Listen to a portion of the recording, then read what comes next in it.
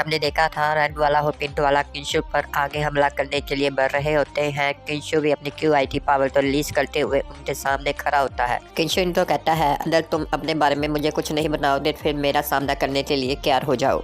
ये दोनों जैसे ही किंशु पर हमला करने के लिए आगे बढ़ती है, किंशु भी इनके साथ मुकाबला करने के लिए तैयार हो जाता है और अपनी शीट को ऑन कर लेता है और उनके हमले से बच जाता है। किंशु कहता है कि अब मेरी बारी है तुम पर हमला करने की और मैं देखता है कि तुम किस तरीके से मेरे हमले से बचते हो। और साथ ही किंशु इन दोनों पर हमला करने के लिए आगे बढ़ जाता है। जैसे ही किंशु इन पर हमला करता है, ये दोनों ये देखकर बहुत ही ज्यादा हैरान हो जाते हैं। किंशु ने इतना पावरफुल हमला किया होता है कि ये दोनों हवा में उड़ते हुए सामने दीवार में जा लगते हैं।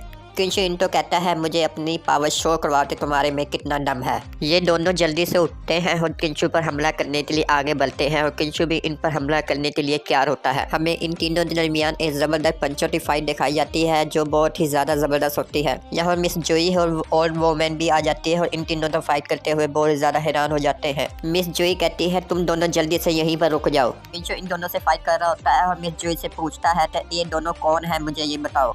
ये दोनों अपना मांस उतार देते हैं। पिंक वाला कहता है कि हम इनको इंसान नहीं पहचानना चाहते थे, हम बस इनकी सलाहियत देखना चाहते थे वो कितने पावरफुल है। रेड वाला कहता है, हाँ हम सिर्फ ये देखना चाहते थे वो कितने पावरफुल है, इसलिए हम उनसे फाइट करना चाहते थे।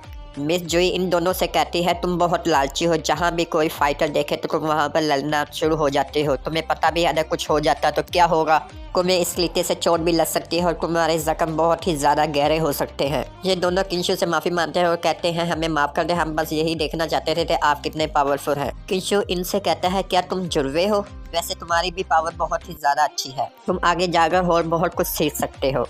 और वो मैं इन दोनों तो सिर पर डंडा मारती है और कहती है, पहले तुम अपने मास्टर से माफ़ी मांगो फिर तुम किंशु से माफ़ी मांगो, जल्दी करो। और वो मैं किंशु तो कहती है, जनाब मैं आपको इसके बारे में वजाहत करती हूँ। जब हमारी मास्टर इस दुनिया में आई थी तो बहुत से लोग इनके पीछे लग सकते थे, इसलिए हमने अपने बहुत से लोगों को कल्टीवेशन करके पावरफुल बनाया है, जिनमें से ये 2 जिन्हें भी है। ये दोनों बच्चे यकीन थे इसलिए हमने गोद ले लिया और इनकी परवरिश मैंने ही की है। किंशु कहता है कि ये दोनों बच्चे दूसरे बच्चों से ज़्यादा पावरफुल है और उनसे मुख्तलिफ है।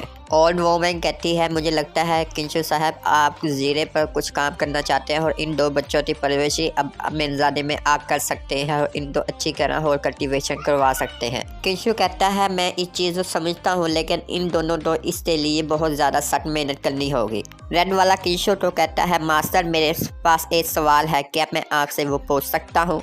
मिस जोई ने हमें बताया था आप इमोर्टल दुनिया के कल्टीवेशन के किन थे। जब आप इस दुनिया में वापस आए तो आप कल्टीवेशन शुरू से फिर क्यों कर रहे हैं? आपने जो स्किल हासिल की थी अदर दुनिया में तो वो बहुत ही ज़्यादा पावरफुल थी, आप इस दुनिया में वो एक माह में कैसे अमल में ले आते हैं और वो आप किस तरह से उसको जल्दी से सीख जाते हैं? किंशु कहता है कि जब आप मेरे मेथड पर अमल करेंगे उससे पहले मैं आपकी मदद करूंगा, ताकि आपकी बुनियादी कल्टीवेशन करके आपके जिस्म को और ज़्यादा मजबूत बनाया जाए। किंशु इनको कहता है, आप कोई भी ऐसी हरकत ना करें जो आपकी गलती की वजह से आपकी तवन्नाई तो बहुत ज़्यादा इस्तेमाल करे और आप तो गुस्से को काबू ना कर पाए। आप तो जितना ही गुस्सा आएगा आपकी तवन्नाई QIT पावर उतनी ही ज़्यादा यूज़ होगी और ये आपके लिए ज़्यादा तकलीफ दे ही होगा। किंशु मिस जोई से कहता है, चलो चलते हैं, तुम्हारे मास्टर से जाकर मिलते हैं। पिंक वाला और वोमैन से कहता है, जितना आप बताते थे मास्टर इतना डरावना है लेकिन इतना तो नहीं है, वो तो बहुत ही ज़्यादा नरम दिलते हैं, मुझे तो वो एक परसकून आदमी लगते हैं। और वोमन कहती है कि तुम ऐसा समझ सकते हो लेकिन तुम उनकी असली पावर तो नहीं जानते और जब वक्त आएगा तो आप तो उनकी असली पावर के बारे में पता चल जाएगा।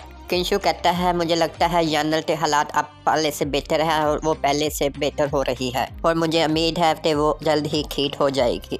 मिस जोई कहती है, किंशु तो आपने जब ओल्ड मैन तो लास्ट टाइम मेडिसिन की थी उनकी वजह से अब इनमें बेहतरी आ रही है, आपका शुक्रिया कि आप मेरी मास्टर की मदद कर रहे हैं। किंशु यानल को कहता है कि मुझे उम्मीद है कि तुम जल्दी ही जाग जाओगी।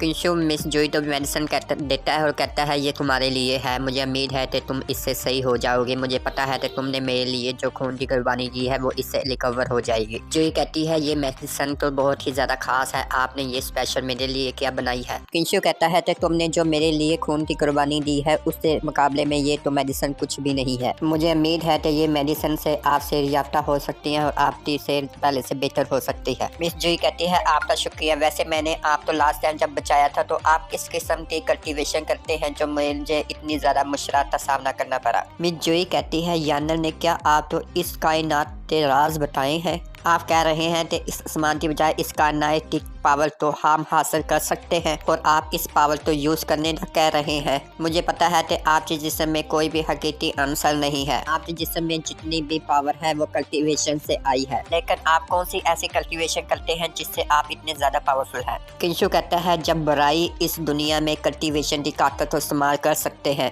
तो और अब मेरी रूह इस ज़मीन में वापस आ गई और बदी इस दुनिया में मेरे से बदला लेने के लिए वापस आएगा और मैंने ये फैसला किया है कि मैं अब उनसे बहुत ही ज़्यादा पावरफुल बनूंगा और मैं उन पर अपने आप पर गालिब नहीं होने दूंगा और मैं किसी भी तरीके से उसको हरा दूंगा और मैं जीत कर रहूंगा कि मैंने अपना बदला भी तो लेना है अभी उससे। किंशु कहता है, ये कैसे हो सकता है दोबारा मैं उससे हार दूं? मुझे किसी भी तरीके में पावरफुल होगा उसे अपनी शिद्दत से हराना होगा। और साथ ही हमारी यहीं पर एपिसोड खत्म हो जाती है।